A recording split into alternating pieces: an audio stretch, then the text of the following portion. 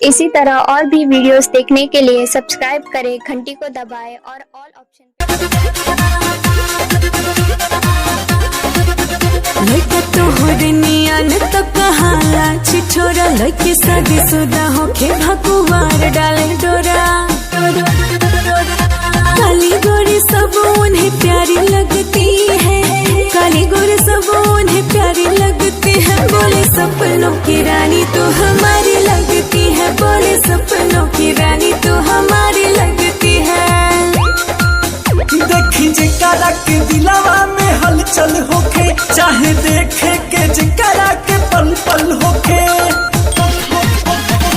प्यार की जिसको बीमारी लगती है, प्यार की जिसको बीमारी लगती है, उसे दो बच्चों की माँ भी कुंवारी लगती है, उसे दो बच्चों की माँ भी कुंवारी लगती है।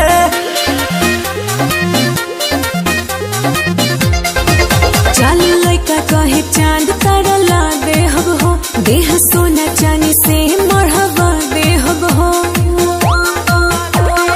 धोखा देने की ये तैयारी लगती है, धोखा देने की ये तैयारी लगती है। बोले सपनों की रानी तो हमारी लगती है, बोले सपनों की रानी तो हमारी लगती है।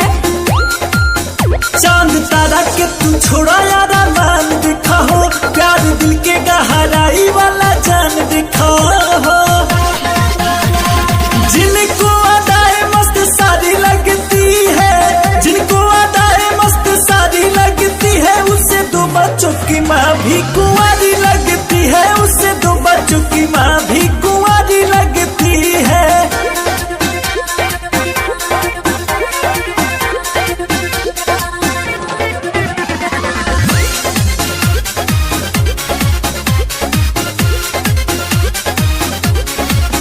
मीठे मीठे बतिया के लइका करे झोल झाल, झूठे कर के बड़ाई दादा पूछे हाल चाल।